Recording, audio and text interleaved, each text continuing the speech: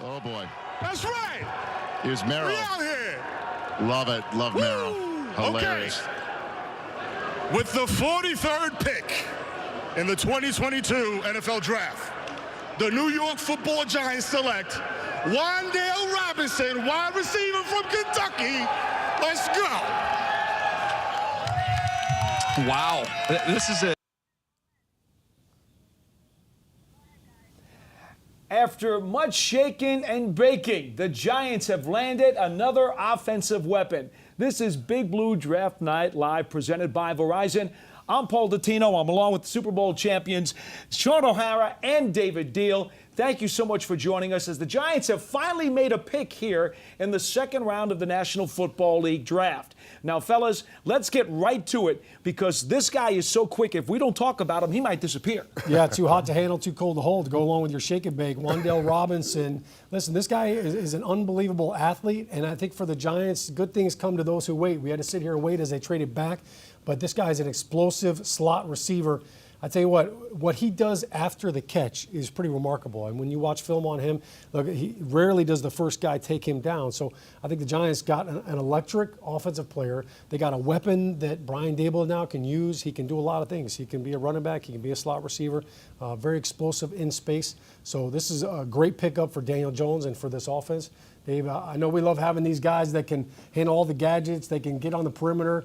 This guy can do it all. Oh, no doubt about it. We are talking about Mr. Football for the state of Kentucky and the Gatorade Player of the Year for 2018. So people knew what type of athlete that he was coming out of the state of Kentucky. Spent 2 years at Nebraska, went through the portal transfer. Now as we see him in Kentucky, we know that this was an offense that spread the football around. He was not only utilized out of the slot, but out of the backfield running the football. So when you think about the Kadarius Toney coming back and when you think about Sterling Shepard's injury, that's where you think about this movement and Robinson being a key piece for this offense in 2022. You mentioned Sterling Shepard, David. I think that's very important because coming back from an Achilles late last season is a really sticky thing. Now, we've seen him around the facility. We know he's progressing well, but this is really an insurance policy. No doubt about it. You want to make sure that you have your best offense and best players out on the field. And we know that the Giants long-term believe in Sterling Shepard. But at the same time, when this rollout of 2022 comes out and week one with this team, it's got to come out strong, and you've got to have your best players out there, regardless of it's whether to injury or not. Yeah, I think this is an exciting pick for this Giants offense. When you look at the measurables, all right, he's 5'8", 178 pounds. So on paper, you look at him, okay, is this guy undersized? Is he a smaller guy? He's a physical guy. Yep. And I think when you look at the fact that he's not a 6'3", 220-pound receiver, you might think, all right, can this guy handle the load? Can he break tackles? No doubt about it, he's got some power. I had a chance to talk to him a couple of weeks ago, and his dad actually trains guys at a gym. And I tell you, I went over, I kind of put my arm on him, and this guy, I mean, he's thick, he is strong.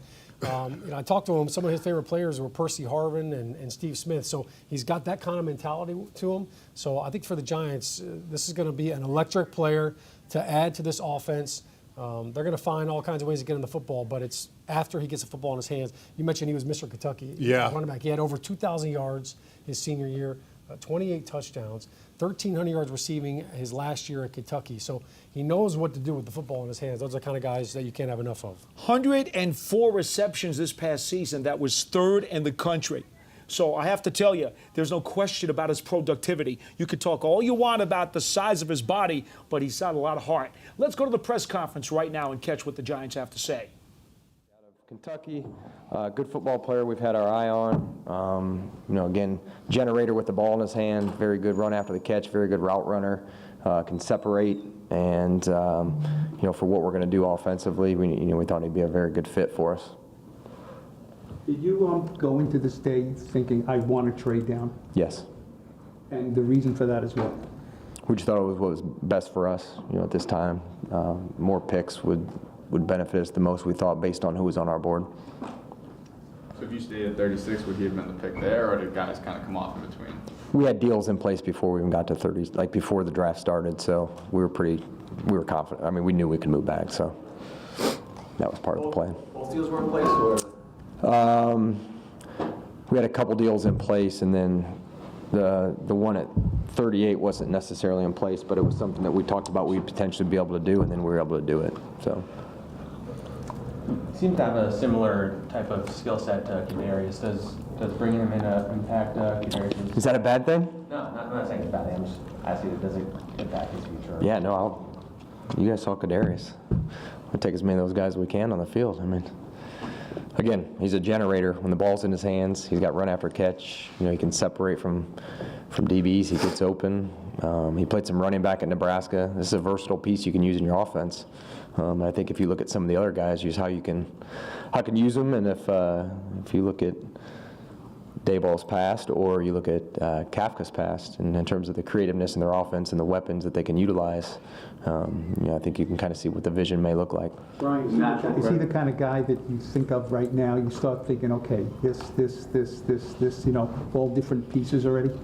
Yeah, I think you do that when you evaluate all these prospects, is make sure they're a fit for your team, whether that's a receiver or a guy that plays in the back end, an up front guy, is what can they do for you? And like Joe mentioned, versatile, he's got quickness, explosiveness. He's tough even for a smaller guy. Been a very productive player, really going back to high school when he played there in Kentucky. So guy we're anxious to get our hands on and work with and implement into our scheme. You're not going to be able to coach him bigger. Is his size a concern? I've coached a lot of small guys. Deion Branch, Super Bowl MVP, Isaiah McKenzie last year. I mean, your job as a receiver is to get open and catch the ball, however that may be. Some guys are, quicker. Some guys are faster. Some guys are bigger. But if they can find a way to generate and get open, then you use their skill set to the best of your ability. Joe, the question is going to be, especially after what was out there with Kadarius recently, would this potentially affect his future with the team at all? Did you view it that way?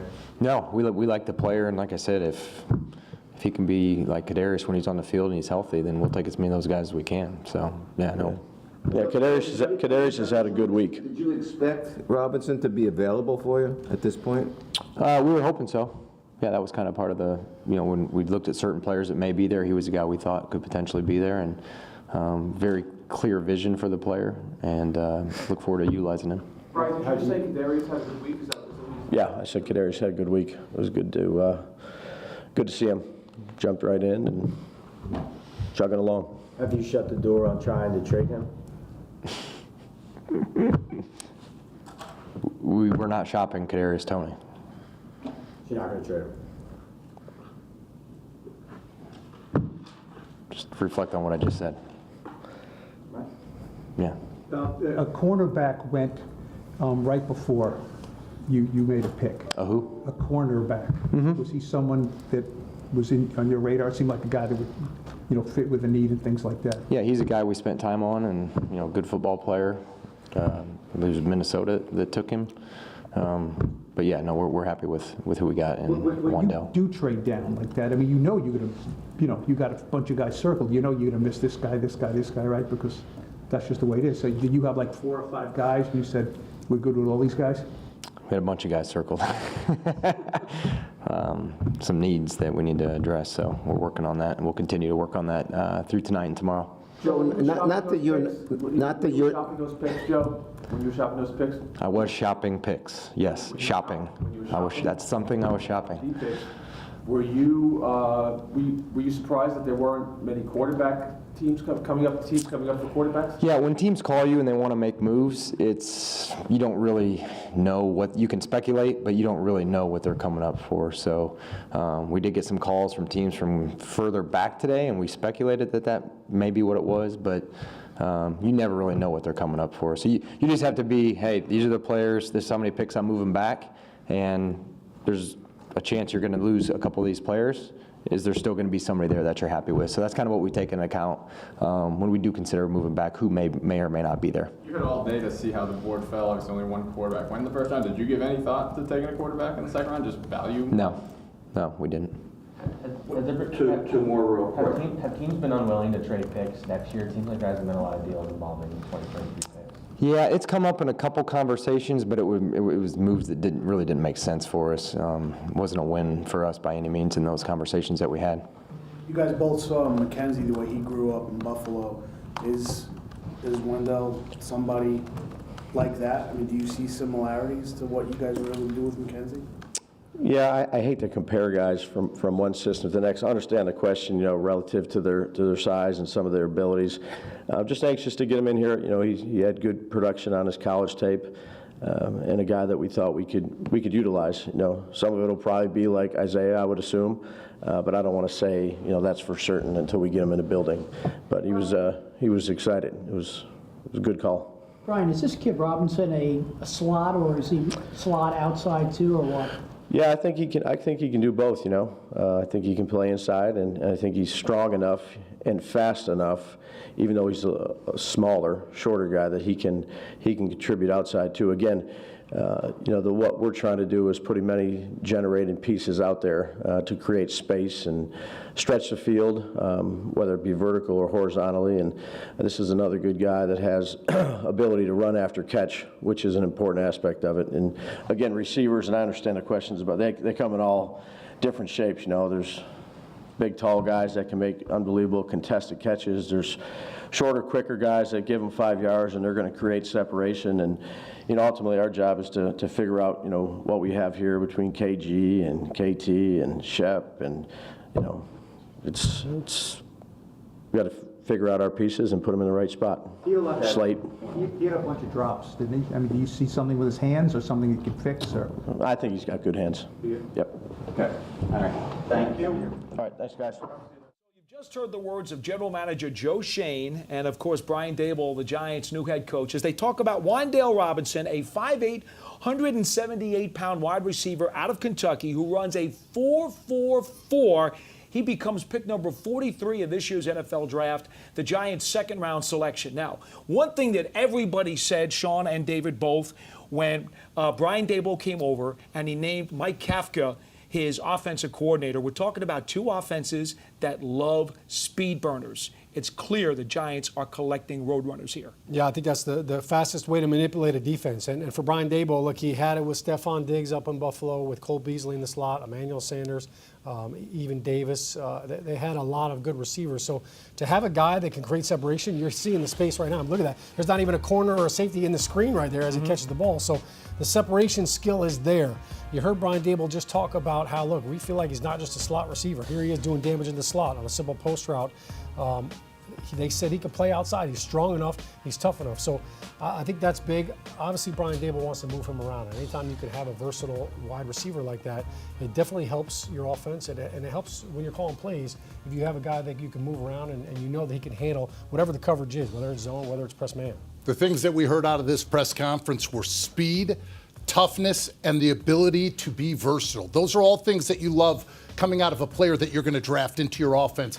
When we think about his size, it may be small, but people have to remember when he was that Mr. Football coming out of the university or coming out of the state of Kentucky, he had offers to Alabama, Michigan, Ohio State to play running back at those schools. So don't let his size be a factor that you may think that it may be too small. But also, when you have players like this that you can catch and put the ball in stride into their football hands, now all of a sudden you're using those guys in an extension of the run game. Now all of a sudden you're getting easy yardage on first and second down, and now you're not chasing the chains on third down. That's what these dynamic receivers bring to your offense. Well, and also at a guy who's 5'8", if you're going to use him at all on a gadget, an end sweep, or one of those jet sweep kind of deals, as offensive lineman, you know he can sneak behind you. Defenders aren't going to have a good time trying to find him. No, and you could just see that last highlight we showed. It was a jet sweep. It was an end around, and what you have a guy with speed like that can get to the perimeter. Now all of a sudden it really stresses the corners and the safeties, because if you got a guy that can get on the edge, the defensive linemen are out, the linebackers are out. Now you force the corners to have to make tackles in space. So I think to your point, Dave, look, this guy was a former running back, so he knows what to do with the football in his hand. He's got great vision, and you can see on the highlights, he's not dancing around. I know we started this off with shake and bake, but he's not dancing around trying to make people miss. He's running by people. He's a one-cut guy, and you could see that on some of the highlights. I think this guy's going to be excited. He wore blue in college. Oh. Now he's wearing giant blue, so I think this is going to be a good fit. All right, let's talk about what happened before this pick, because this is how the Giants landed this wide receiver out of Kentucky. First up, the Giants were supposed to be picking at number 36 overall here in the second round. They send that pick to the Jets for pick number 38 and a fifth-round pick this year at number 146. But they were not done.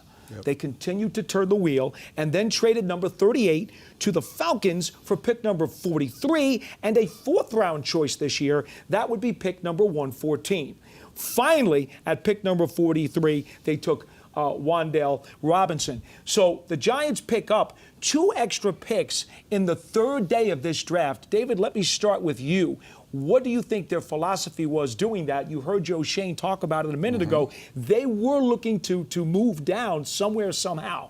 I think that they're trying to build this roster and create as many opportunities for that depth to be built when you knew coming into 2022 when Joe Shane and Brian Daboll were hired with the salary cap being negative. Now when you can spurt out and you can adjust your salary cap by where the range is of where these players are drafted, now you can manipulate the salary cap to your favor to where you're building it, and we still know that come towards training camp, they're going to be veterans that are going to be released as well. Yeah, no doubt about it. And anytime you're sitting in that position and you say, hey, look, we have a couple guys we like, but you know what? We feel like they'll be there 4 or 5 picks later on, and if we can accumulate some picks, now it gives you the chance to use those picks as capital to move up later on in this second round if you want to do that. I think, when you look at the fact that, look, the corner Andrew Booth went right before the Giants. Who knows? That may have been somebody they were targeting, and you end up missing out on it. But if you say, hey, we have 3 guys at that pick now that we feel comfortable taking, then at least if one of those guys is gone, then you've got 2 or 3 other guys. But accumulating assets is key. Yep. It gives you flexibility later on if you want to jump up. And to your point, there's obviously salary cap ramifications. Well, also, quite honestly, David and I had talked even last year because of the COVID situation in NCAA football and allowing these players to get an extra year of eligibility. You've got a lot of guys, super seniors and so forth, that enhanced the tomato patch, if you will, of rounds in this year's draft, to where so many people were telling me the 5th round is like as good as the 4th round this year. So we're talking about very fruitful territory where the Giants added picks. No doubt about it, and that's where we talk about building that depth of your roster and of your football team. And when you hear in the 4th and 5th rounds that it's going to be loaded with talent that has the potential but needs progress to reach that productivity, that's what gets you excited as a staff and a coaching staff, especially in your first year, because now we know that Joe Shane and Brian Daboll, they're speaking the same language, they're speaking the same terminology, they have pinpoint players that they're exactly trying to get, and now they're going to be able to execute it. Well, one of the other things I think that's very important here, and you mentioned this as well, and Sean, you were talking about it even before the program, because the Giants are showing the ability to move around, is it possible, and I don't know that it is, that they might even try to move up into the bottom of the 2nd round? Yeah, I think it's certainly possible. And, like as Joe Shane talked about, he's like, look, we still have a lot of needs. They could use a corner. They need a linebacker. There's still some players out there that I'm sure they would like to add. They would probably like to add some depth and more competition to the interior of this offensive line. So no doubt that's a possibility. The one thing that we have seen, look, Shane is able when it comes to picking players, but I also think the relationship that you have as a general manager, that's where this comes in to play at the draft, because his relationship with other GMs is what's enabled him to have this in play. And look, hey, here's where we're at. Are you willing to trade? He's had some options for all these things. He is not being stuck with picking a player because he's got a great preparation and he's got a great plan going forward. Let's talk for a moment about the picks that the Giants gave up to get the extra picks and wind up getting the receiver from Kentucky. They gave up the pick to the Jets, number 38. That was Breece Hall, who it turned out to be the running back out of Iowa State. Certainly the Giants not in high need of a running back, knowing what they already have in their backfield. Let's start with that one, David. Didn't look like they really gave up much there. No, I don't think Breece Hall was a player that was on their radar in order to get there. Obviously, looking for Saquon to come back with a huge 2022 season. And if there was a running back that the Giants were looking for in depth, I would see that more towards the back half of the 5th, 6th, 7th rounds. All right, and Sean, we go to the Penn State edge rusher, Arnold Ebiketie. He winds up going at pick 38 to Atlanta. Again, the Giants wound up just getting the premier edge rusher, maybe the premier edge rusher in this draft just yesterday. Yeah, we're getting Kayvon Thibodeau kind of solves that issue right there. And when you think about it, look, Kayvon Thibodeau, who will probably play the Sam linebacker in the Giants defense, which means that now on the other side, you're going to have Lorenzo Carter and Azeez Ojulari playing on the other side. I think that you're looking pretty good at edge rusher. The one thing that I like to remind people now too is Azeez Ojulari went to Georgia, and we just saw Trayvon Walker go #1 overall. Well, guess who Trayvon Walker had to sit on the bench for because he was out there starting the games? Azeez Ojulari. So he was the starter, which put Trayvon Walker on the bench last year, along with Jermaine Johnson, who was at Clemson or at Georgia last year before he transferred to Florida State. So both of those guys sat behind Ojulari, who now is on the other side of Thibodeau. Well, you think about it, Lorenzo Carter no longer here. So now you think about moving forward for another depth and another player that can be an edge player at that position as well. All right, let's talk a little bit about the Giants' depth chart, because moving forward, we know that they're going to start getting really busy now in the third round. In fact, it is pick number 67 overall where they are next on the clock, also pick number 81. So 2 picks in the third round for the Giants coming up later on tonight. So they've got a lot of work to do in the war room. Where do you guys start to see them look depth chart-wise, understanding that they'll still go by the value on the board, not necessarily need? But where do you think the fit might be at the position with the value? I think corner and linebacker absolutely are places. You can never have too many corners. You know, any defensive coordinator in the NFL will tell you they need 3 starting corners because teams play so much 3 wide receiver personnel right now. So you're in your nickel defense a majority of the time. So you can't have enough corners. Certainly linebackers with Blake Martinez coming off the ACL injury. But I also know this, Thomas McGahee, the special teams coach, give me more athletes. Give me more guys that I can use on special teams. Linebackers and corners, those are typically the guys that make up your special teams core. You know, for me, I would say linebackers as well. You think about Wink Martindale coming here. You've got to have multiple players that can do multiple things at that scheme and have depth at the linebacker position. The other position I'd like to see the Giants identify and address, the tight end position. You think no more Kyle Rudolph, no more Caden Smith. Right now, Ricky Seals is the only one on the roster. I think that's a position where you see going into the second and into the third round, if there's movement, where that tight end could be available, because they're all right now available in the draft. Folks, I can't ask anything better of these offensive linemen than what about the offensive line? Maybe the Giants could add more depth by taking another offensive lineman on the third day of this draft, or maybe even later tonight. Yeah, I'm a big fan of Cam Jurgens out of Nebraska. He's a center, tough guy, strong guy, really physical. I think he's actually more physical than Tyler Lindenbaum, who went first round out of Iowa to Baltimore. So when you look at what Cam Jurgens brings to the table, he could be a guy that they could pick up later on in this draft here, and look, he could be the center for the future. I know they brought in John Feliciano from Buffalo, who they're hoping adds a big veteran presence up front. But if you want a guy that's going to do everything for you, ask him to take out the trash, he'll do it too. He's a high motor guy, and I was really impressed with him both at the combine and when you look at his film. He's constantly out pulling in space, so he does a great job at the second level, getting out in front of a lot of the runs. David? Jamari Salyer, still out on the board right now. I heard you talk about him on Sirius. You love that guy. Best friends and his teammate, Andrew Thomas, obviously the starting left tackle for the New York Giants. Versatile, can play both guard positions and the center position. Tough, ground-rooted, loves the game of football, has the football IQ. Interviewed him on Wednesday and coming to this draft. I think he'd be a great piece to this offensive line. He's a big dude. He can slide down and play tackle. He played left tackle last year and kicked out there, did a nice job, and handled Aiden Hutchinson a couple times too. Kentucky wide receiver Wan'Dale Robinson is expected to join us momentarily, so if you stick around with us, we'd certainly like to hear from him and his excitement about joining the Giants. To continue this discussion, though, about the Giants depth chart, fellas, I'm a little curious about safety, because right now it looks like Julian Love and Xavier McKinney are pretty much going to be the starters at the moment going into the summer, but what if Wink Martindale decides he wants to use a third safety somewhere? I'm not so sure who that guy would be. Could it possibly be a draft pick? Yeah, I mean, that's definitely a possibility. Maybe Brisker from Penn State? Brisker from Penn State is a possibility, and as we sit here and we continue to go through the board, we'll see. But as I said, when we run and when we look at the system, it takes experience and it takes football IQ to run the system that Wink Martindale runs. That's where I think possibly if you don't see the player that you love in the draft, like we saw earlier in the second round, that's where a veteran can come into play and really take on ownership of that back, where Logan Ryan was. Well, go ahead. I'm Sean. Yeah, I thought Logan Ryan was a big part of that, and when he showed up, obviously he solidified a lot of the coverages, a lot of the communication. So that's a big part of it.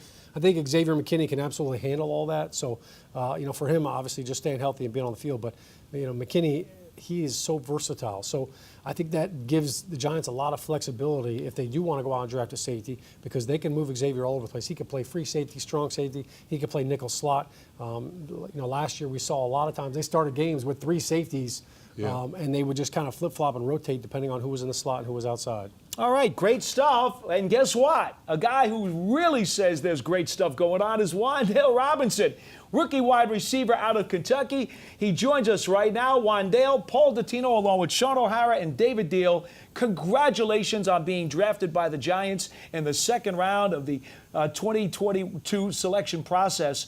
First thing we got to ask you is, who made the call to you? What was your reaction? And who's around you? Are you with family, friends? Where are you?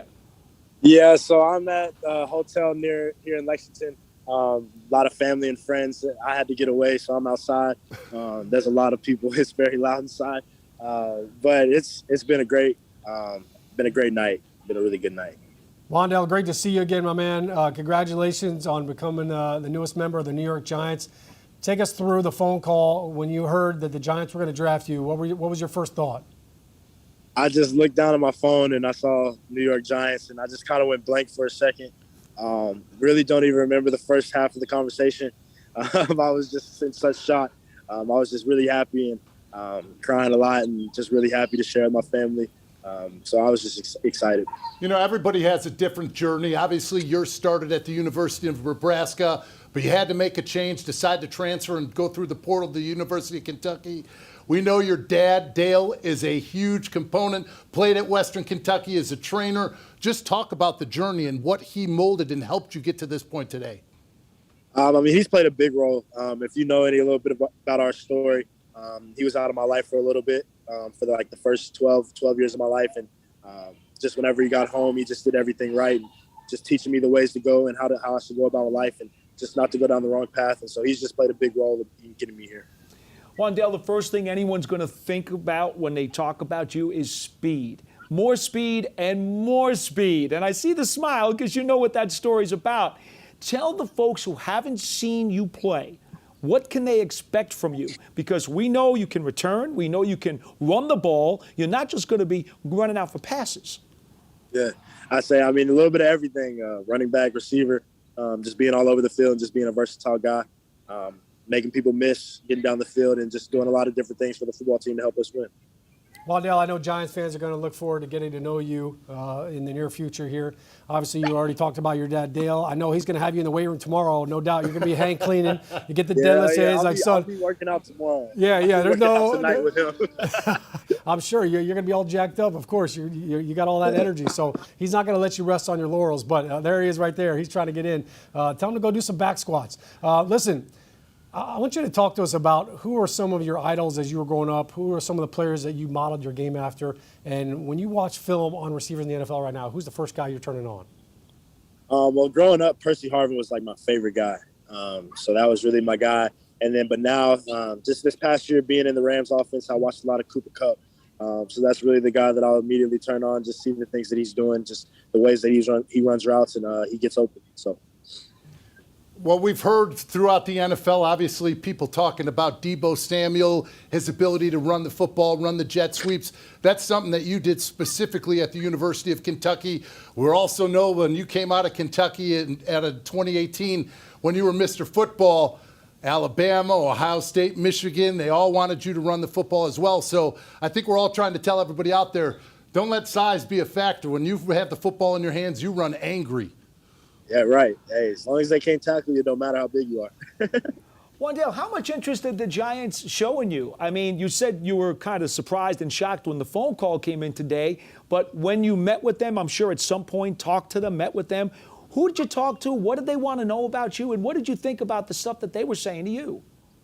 A week before the draft, I had a meeting with the assistant GM and the GM, and at that point, that's when I kind of knew that they were really interested in me, and just really wanted to get everything in my background and just kind of how I grew up and everything like that. So just dive into the person like that I am. And obviously they saw everything on film. They just really needed to see the person that I was. So. All right, Wan'Dale, you got running back in your rearview mirror. You were running back in high school. So I got to ask you, with the ball in your hand, would you rather juke a guy and make him look silly, or would you rather run him over? I want to make people look silly. Smart man. I like making people miss. Yeah. Well, we're excited to have you here. Welcome to the Giants family. Yes, sir. Thank you. Wan'Dale Robinson, thank you so much. Rookie out of Kentucky, second-round pick in the New York Football Giants. We wish you all the best, and again, we'll see you very, very soon.